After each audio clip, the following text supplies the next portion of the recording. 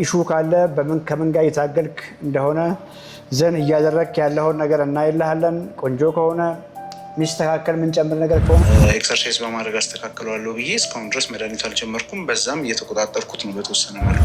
ሹጋሬ ትንሽ በጣም ጨምሮ ነበር በመሀል እንቅስቃሴ። ትንሽ ለምን ትጠቀማለህ? ትንሽ ሚለውን ተው። ስንት ሆነ? 270 ምናምን ደርሶ ነበር። ታዲያ ለምን ትንሽ ያልክ? 270 እኮ ትንሽ አይደለም። እሺ አሁን ግን ታይፕ 2 በማንኛውም ጊዜ የተከሰተ ነው። ልጆች ላይ ሁሉ አፕን ያደርጋል። ኢንሱሊን ሬዚስታንስ ልጆች እየወፈሩ እየፋፉ ስለሚመጡ ስኳር፣ ግፊት፣ ልብ ድካም፣ ኩላሊት ኢንፌክሽን አለባቸው። ግን በእንቅስቃሴ ምናምን ኢቭን እስከ መማር ደርሼ ሰርቲፋይድ ነው።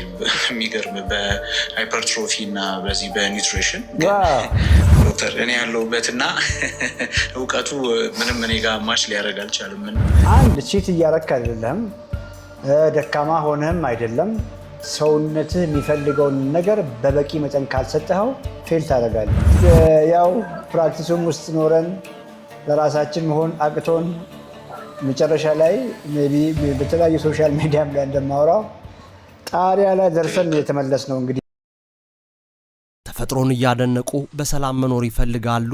መልሶ አዎ ከሆነ በመገናኛ ጫካ ፕሮጀክት የሚገኘውን የቴምር ሪል ስቴት ዘመናዊ መኖሪያ ቤቶችን ይመልከቱ። በአረንጓዴ አካባቢ ንጹህ አየርና ምቹ የከተማ ኑሮ እርስዎን ይጠብቅዎታል። ያውም በ35 በመቶ ልዩ ቅናሽ ጋር ስቱዲዮ እስከ ባለ 3 መኝታ ድረስ የቤት አማራጮች አሉን። በአንዴ ለምትከፍሉ ስቱዲዮ 2.7 ሚሊዮን ብር፣ ባለ 1 መኝታ 4.8 ሚሊዮን ብር፣ ባለ 2 መኝታ 7.3 ሚሊዮን ብር፣ ባለ 3 መኝታ 9.7 ሚሊዮን ብር። በአንዴ መክፈል ለማትችሉ ሁለት የክፍያ አማራጮችን ይዘን ቀርበናል። የመጀመሪያው 20 በመቶ ቅድመ ክፍያ በመክፈል ቀሪውን ያለ ወለድና የዋጋ ጭማሪ መክፈል ይችላሉ። ሁለተኛው 40 በመቶውን ቅድሚያ ከፍለው 60 በመቶውን ቤቱን ሲረከቡ መክፈል ይችላሉ። ውጭ ሀገር ለምትኖሩ ደንበኞቻችን ወኪል ሳያስፈልጎት ውሎን በዲኤችኤል ያሉበት ቦታ ድረስ እንልካለን። ለበለጠ መረጃ በ0974 60 7676 ይደውሉ። ቴምር ፕሮፐርቲስ።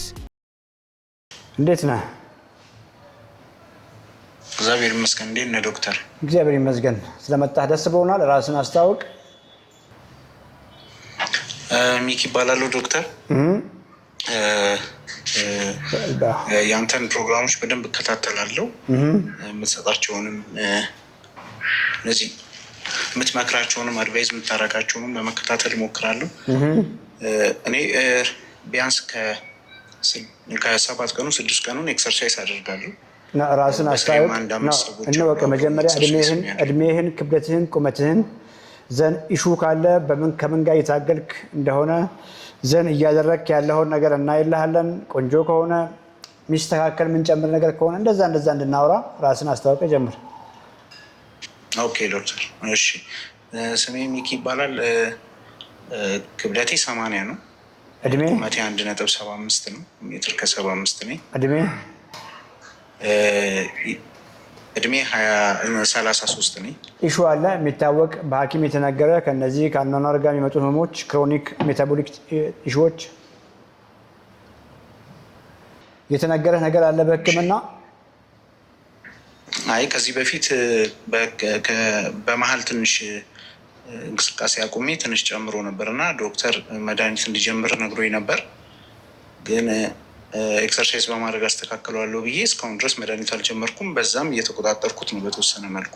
በ13 ዓመት ምን ተገኘ ተባልክ? ስኳር ነው? ሹጋሬ ትንሽ በጣም ጨምሮ ነበር በመሀል እንቅስቃሴ። ትንሽ ለምን ትጠቀማለህ? ትንሽ ሚለውን ተው። ስንት ሆነ? 270 ምናምን ደርሶ ነበር። ታዲያ ለምን ትንሽ ያልክ? 270 እኮ ትንሽ አይደለም። እሺ ዶክተር በስንት ዓመት እድሜ ነው ያወቅኸው?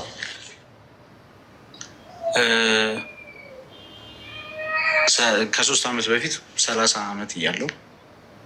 የስኳሩ ታይፕ ተነገረ? ታይፕ 1 ነው? ታይፕ 2 ነው? ላዳ ነው? እንደዚህ አይነት ዲቴይል ነገር አልነገሩኝም። ግን ስኳር ጨምሯል፣ ሰው መድኃኒት ትጀምራለህ ወይስ የሚል ጥያቄ ብቻ ነው የጠየቁት ከሐኪም። ኦኬ አሁን ስኳሩ ቆንጆ ነው አሁን? አዎ 140 ነው ያለሁት አሁን ላይ። 140 ቆንጆ ነው። መቼም ከ200 ምናምን ወደ 140። ያንተ ጓደኞች ነን ዲያቤቲክ የሆኑት ስኳር አይደለባቸው፣ የነሱ ስኳር 85 ነው እንበል። አዎ አየህ እንበልና ከ20 ዓመት በኋላ ስለማን አካል ጉዳት ነው የምንጨነቀው? አየህ አይደል? አሁን በየትኛውም መንገድ ይሁን ወይ መድኃኒትም ወስደህ መድኃኒት ሲደመር ላይፍ ስታይል ሞዲፊኬሽን አመጋገብና አኗኗርህን ቀይረህ ስኳርህን ሁልጊዜ ኖርማል ሌቭል ላይ አምጥተህ እሱን ኪፕ ማድረግ ነው ትልቁ ነገር ነገህን የሚወስነው። ቢኮዝ ትዘናጋለህ። አሁን 140 አይተህ ደህና ነው ቢኮዝ አንተ መታየው 200 ገብቶ ስለነበር ደህና ነው ብለን የምታስበው አይደለም። እንደሱ አይደለም። ኦኬ ማሰብ ያለብህ እቺ ፋስቲንግ ነው። አንተ መታየው ጠዋት ያንን ፍርፍር ስትበላ ሰማይ ነክቶ፣ ምሳም ያንን እንጀራ በውስጥ ስትበላ ሰማይ ነክቶ ግራፉ ላይ ነው እንዲህ እየተጫወተ ነው የሚውለው። አያረለ ያ እያንዳንዱ ደም ስር ቀኑን በሙሉ ለከፍተኛ ስኳር እየተጋለጠ ይውልና ማታ በጾም ስለምታድር which is በተኛበት መቼ ምግብ አትበላም። ጠዋት ላይ ትንሽ ዝቅ ብሎ ያሳያል። እሱን ነው የምታየው አንተ። የግድ ነው እያልኩ ያለሁት እኔ። የግድ ነው ምግብህን መቀየር፣ ራይት አመጋገብ መከተል፣ ራይት ኤክሰርሳይዝ በባለሙያ ጋይዳንስ አድርገህ የተሻለ ሰውነት ቢውልድ አድርገህ ሄሞግሎቢን ኤዋንሲ ነን ዲያቤቲክ ሬንጅ ላይ አምጥተው እሱን ኪፕ ማድረግ ከቻልክ ነው ሰክሰስፉል የምትሆነው። ሌላው የግድ ሲፔፕታይድ ቼክ ማድረግ መቻል አለብህ። ጣፊያ በምን ደረጃ ላይ ነው ያለው? ቢኮዝ አንተ ያለበት እድሜ ቲፒካል የታይፕ 2 እድሜ ላይሆን ይችላል። አሁን ግን ታይፕ 2 በማንኛውም ጊዜ የተከሰተ ነው። ልጆች ላይ ሁሉ አፕን ያደርጋል። ኢንሱሊን ሬዚስታንስ ያ ልጆች እየወፈሩ እየፋፉ ስለሚመጡ ይሄንን ግራ ከመጋባት በፊት ሄደ ሲፔፕታይድ ቼክ አድርግ። ሲፔፕታይድ ቴስት አይሲኤል አለ፣ ኢንተርናሽናል ክሊኒካል ላቦራቶሪ አለ። ሄደ ምንም ፋስቲንግም አይፈልግም። ምግብ በልተህ በማንኛውም ጊዜ መሄድ ትችላለህ። እሱን ሳምፕል ስጥና ከዚያ በኋላ ይዘህ ሆና እኛም እናግዝሃለን። እሺ ዶክተር፣ ምግብህን እንሂድ። ዛሬ በላኸውን የእኛም ፕሮግራም ታውቃለህ፣ በፊት ትከታተላለህ? አዎ እኔ ከድሮ ጀምሮ ነው ማየህ። እንደውም አንዴ አይ ቲንክ በሆነ ቻናል ላይ ለረዥም ሰዓት ማብራሪያ ሰሰጥ። ከዛ በኋላ ነው እንደ ፎሎ አፕ ማድረግ የጀመርኩትና በተደጋጋሚ አሁን በቅርብ ጊዜ ኢቢኤስ ላይ የነበረው ከውጭ ሀገርም ገብቶ ስለራሱ ሲናገር የነበረም አንድ ሰው ምናምን ስናይ ነበርና እንደውም እኔ ኢቨን አሁን ደህና ለመሆን ምክንያት ትንሽ ኤክሰርሳይስም ስለማደርግ እንጂ የነበረኝ ይሄ የዚህ አመጋገብ እንትኑ ምናምን እንትኑን የተከተለ አይደለም። ግን በእንቅስቃሴ ምናምን ኢቨን እስከ መማር ደርሼ ሰርቲፋይድ ኔል የሚገርም በሃይፐርትሮፊ እና በዚህ በኒውትሪሽን እኔ ዶክተር እኔ ያለሁበትና እውቀቱ ምንም እኔ ጋር ማች ሊያደርግ አልቻልም እና በጣም እየተቸገርኩ ያለሁበት ነገር ይሄ ነው። ሮል ሞዴል የመሆን ድል ራሱ በጣም ጠባብ የሆነብኝ ነው። ዋው በርታሽ። እውቀቱ ብቻውን ዋጋ የለውም። ፕራክቲካል ካላደረግ ነው። እውቀቱ ብቻውን ቢኖረኝ ዋጋ የለውም። ፕራክቲካል የማድረጉ ላይ ግን ትንሽ የኔም የኮንሲስተንሲ ችግር አለብኝ፣ የዲሲፕሊን ችግር አለብኝ። ሜኖዎች አዘጋጃለሁ በስነስርዓት በአንተም ጋር ከማያቸው ምናምን አድርጌ ሜኖ አውጥቼ ለጥፋለሁ። ከዛ ፎሎ አፕ ለማድረግ የተወሰነ ጊዜ ይጠቀምና ከዛ በኋላ ደግሞ መልሼ ቺት አደርጋለሁ። እንደዚህ ነገሮች ነው የተቸገርኩትና ትንሽ የሳይኮሎጂካል እንትንም ስትሬንግዝም ትንሽ ይጎልኛል። ለዛ ነው ዶክተር እውነት ለመናገር እንደሱ ነው ብዬ አላስብም እኔ። ቢኮዝ አንድ ቺት እያረክ አይደለም፣ ደካማ ሆነህም አይደለም። ሰውነትህ የሚፈልገውን ነገር በበቂ መጠን ካልሰጠኸው ፌል ታደርጋለህ። የራሱ ገብቶሃል። የራሱ ሰውነት የሚፈልገውን ካላገኘ ዝም አይልህም። የተገኘውን ነገር አምጣ ነው የሚልህ እና ይሄንን ከሰውነት ጋር መታገል ሳይሆን ሰውነቴ ምንድን ነው የሚፈልገው? ምንድን ነው ያጎደልኩት? በቂ የሰጠሁት ነው ወይ? እሷን ስትመልስ በተለይ ከምግቦችም ላይ የምግብህን የፕሮቲን ፐርሰንት አሻሽለ በቀን ማግኘት የሚገባህን በበቂ መጠን መስጠት ስትጀምር ሃንገር ይጠፋል፣ ክሬቪንግ ይጠፋል። እሱን ነው እየሳትክ ያለው ብዬ ነው የማስበው ነኝ። ሌላው እንግዲህ ብዙ ጊዜ ያው የተማርኩት ነገር እኔንም ለራሴም አልሆንኩም ያልከው ነገር ሁላችንም እንደዛ ነው የኖር ነው። እንግዲህ አብዛኞቻችን ብል ይሻላል ሁላችንም ከምልና እኛም እንግዲህ ያው ፕራክቲሱም ውስጥ ኖረን ለራሳችን መሆን አቅቶን መጨረሻ ላይ ሜቢ በተለያዩ ሶሻል ሚዲያም ላይ እንደማወራው ጣሪያ ላይ ደርሰን የተመለስ ነው እንግዲህ እና ኢትወርክስ እኔ መቼም እንደዛ የሚጠራጠር ሰው ይገርመኛል። ራይት የሆነ አመጋገብ፣ ራይት የሆነ ላይፍ ስታይል የማይቀይረው ነገር የለም እውነት ለመናገር። ኦኬ እናግዛለን። ሲፔፕታይዷን አሰራው። ዛሬ በላሁን እንይልህ ምግብህን ፍቃደኛ ነህ ሼር ልታደርግን? እንይልህ። ምንም ችግር የለውም። ቁርስ የበላሁን ምሳ የበላሁን? ጠዋት ቁርስ የበላሁት 2 ቦይልድ ኤግ እና 100 ግራም የሚሆን ድንች ስኳር በልቼ ነው የወጣሁት። ቁርስ 2 እንቁላል 100 ግራም ስኳር ድንች። 2 ቦይልድ እንቁላል እና ስኳር 100 ግራም ስኳር ድንች። አየህ ለምን ቺት እንደምታደርግ አሁን በደንብ እየገባኝ። አየህ አይደል? ያቺ 2 እንቁላል ሰውነት አያያትም፣ እንደ ምግብም አይቆጥራትም። ትክክል። አየህ አሁን ጠዋት ላይ ስኳር ድንቹ አይደለም ችግር የለውም። ስኳር ድንቹ የቀን የፕሮቲንን ጠዋት ላይ ኦኬ ከፍ አድርገህ እንደ ቢቻል የመጀመሪያ ምግብ ላይ ኢንቨስት አድርገህ እሱን ብታሻሽል የሚገርም ውሎ ነው የሚኖርህ። እንዳልኩ በቂ ነገር ያገኘ ሰውነት 10 የምግብ አምጣ አይልህም። ፌል አታደርግም። አንድ እሱ ነው ገብቷል። አንደኛ ነገር ቺት አታደርግም። ምግብ አምጣ ብሎ አያስቸግርህም ነው እያልኩ ያለሁት። ሁለተኛ ነገር ደግሞ እንደ ክሪቲካል ስለሆነ ላውራ፣ በቀን የሚያስፈልግህን ፕሮቲን እስካላጎደልክ ድረስ ቺቲንግ ነው ብሎ ያሰብከውን እንጀራ ዳቦ እንኳን ብትበላ ብዙ ኢሹ አይሆንም። የሚገርም ነገር እሱ ላይ ፎከስ አድርግ። በተለይ ቁርስን አሻሽል። ምሳ ምን በላ? ምሳ እንጀራ ነው የበላሁት ዶክተር። በምን በላ? በድፍን ምስር ወጥ ነው የበላሁት እንጀራ። ያ እንግዲህ በውስጥ ኮሚኒኬት እናደርጋለን። ቅድም እንዳልነው ሲረሱን ገብቶሃል። ነገህን ነው ዛሬ እየሰራህ ያለኸው።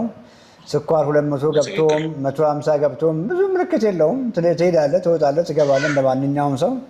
ግን እያንዳንዱ ኦርጋን ሲስተም ሰፈር እያደረገ ነው። ፈጽሞ ስኳሬ ደህና ነው 140 110 ሲሆን እንኳን 105 ሲሆን 100 እንኳን ሲሆን ኮምፈርተብል መሆን መቻል የለብህም።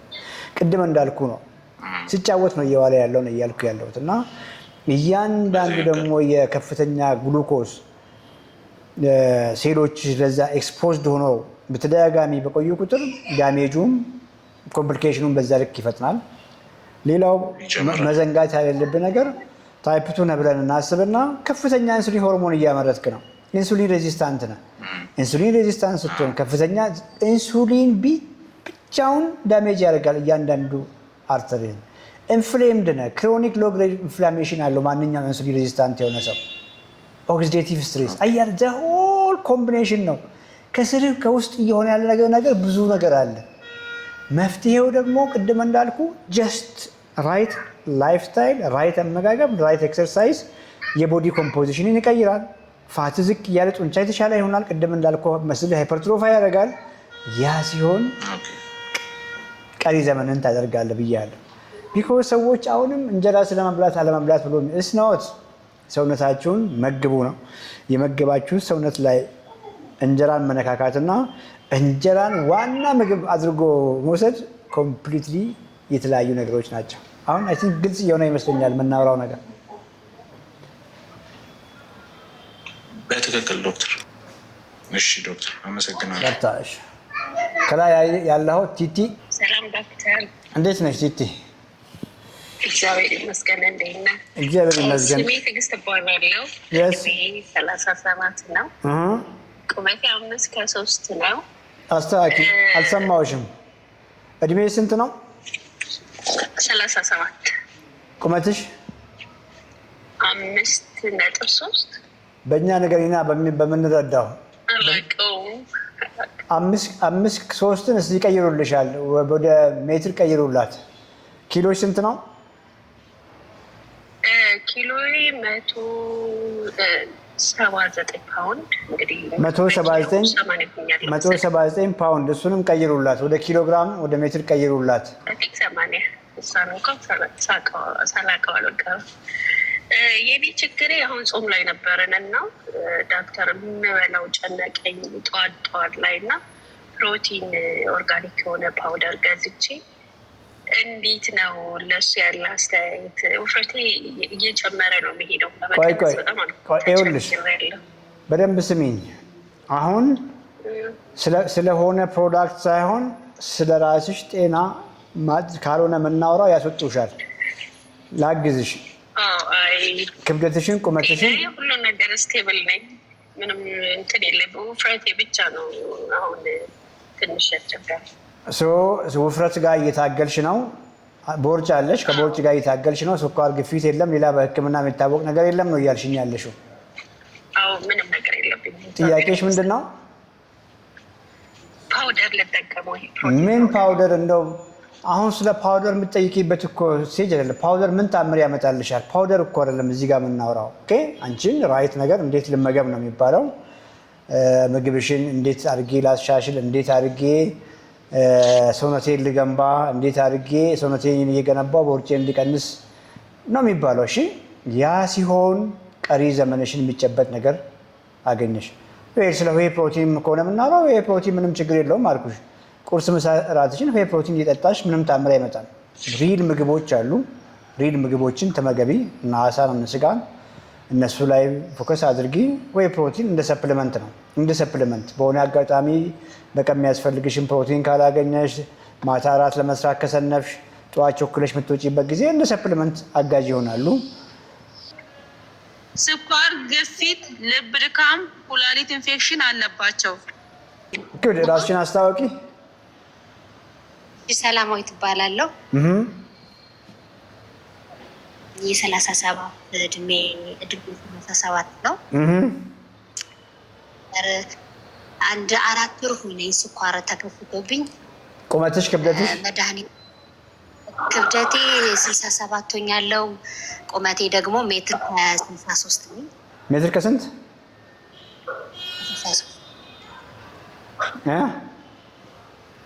ሜትር 63፣ ክብደቴ 67 ሆኛለሁ። አሁን 62 ነበር። ቦርጭ ነበረ? ቦርጭ አለሽ? ያው ቦርጭ ከወሊድ በኋላ የመጣ ቦርጭ ነው። ብዙም እንትን አፌክት አያደርገኝም። በእርግጥ ግን አለ ቦርጭ አለኝ። ስኳር አለብኝ ነው ያልሽው? አዎ ስኳር አንድ ለ4 ወር ሆነኝ ተከስቶብኝ እና መድኃኒት ጀምሬ እየወሰድኩኝ ነው። መድኃኒት ጀምሬያለሁ። ኦልሬዲ እየወሰድኩኝ ነው። በሚዋጥ 500 ግራም እየወሰድኩኝ ነው። ቦርጩ ምንም አላስቸገረኝም ነው ያልሽው? ምንድን ነው ያልሽው? አይ ቦርጭ አለኝ። አሁን የክብደት መጨመር ትንሽ ከበደኝ፣ ድካም ይሰማኛል። በቃ እንዴት ነው የቦርጭ የእንትን የክብደት መጨመር አሳስቦኝ ነው። ዶክተር ብዙ ጊዜ እከታተልሃለሁ አንተን እና አሁን የምግብ ስርዓቴን እንዴት ነው? እንግዲህ ከቦርጭ ጋር ተከትሎ ነው የመጣው ስኳር። እሱን ግንዛቤ ያለሽ? አጋጣሚ ለሌላ እና ሄጄ ነው የተገኘው ስኳሩ እኮ ከሱ ጋር የተያያዘ ነው። ገብቶሻል? አሁን ትኩረትሽ የሚሆነው ሰውነትሽን ማስተካከል ነው የሚሆነው። ትኩረትሽ የሚሆነው ሰውነትሽን እየገነባሽ ቦርጭሽን እንዲቀንስ ማድረግ ነው የሚሆነው። ያ ሲሆን ቦርጭን ተከትሎ የመጣው ስኳርሽ ይሻሻላል። ከፍ ስልም ደግሞ ስኳርሽ ደህና ሆኖ በርትተሽ ላይፍ ስታይልሽን ከቀየርሽ መድኃኒት እስከ ማቆም ልትደርሺ ትችያለሽ። ይሄንን ነው የምናወራው። ገብቶሻል አሁን ያልኩሽ? ተፈጥሮን እያደነቁ በሰላም መኖር ይፈልጋሉ? መልሶ አዎ ከሆነ በመገናኛ ጫካ ፕሮጀክት የሚገኘውን የቴምር ሪል ስቴት ዘመናዊ መኖሪያ ቤቶችን ይመልከቱ። በአረንጓዴ አካባቢ ንጹህ አየርና ምቹ የከተማ ኑሮ እርስዎን ይጠብቅዎታል። ያውም በ35 በመቶ ልዩ ቅናሽ ጋር ስቱዲዮ እስከ ባለ 3 መኝታ ድረስ የቤት አማራጮች አሉን። በአንዴ ለምትከፍሉ ስቱዲዮ 2.7 ሚሊዮን ብር፣ ባለ 1 መኝታ 4.8 ሚሊዮን ብር፣ ባለ 2 መኝታ 7.3 ሚሊዮን ብር፣ ባለ 3 መኝታ 9.7 ሚሊዮን ብር። በአንዴ መክፈል ለማትችሉ ሁለት የክፍያ አማራጮችን ይዘን ቀርበናል። የመጀመሪያው 20 በመቶ ቅድመ ክፍያ በመክፈል ቀሪውን ያለ ወለድና የዋጋ ጭማሪ መክፈል ይችላሉ። ሁለተኛው 40 በመቶውን ቅድሚያ ከፍለው 60 በመቶውን ቤቱን ሲረከቡ መክፈል ይችላሉ። ውጭ ሀገር ለምትኖሩ ደንበኞቻችን ወኪል ሳያስፈልጎት ውሎን በዲኤችኤል ያሉበት ቦታ ድረስ እንልካለን። ለበለጠ መረጃ በ0974 60 7676 ይደውሉ። ቴምር ፕሮፐርቲስ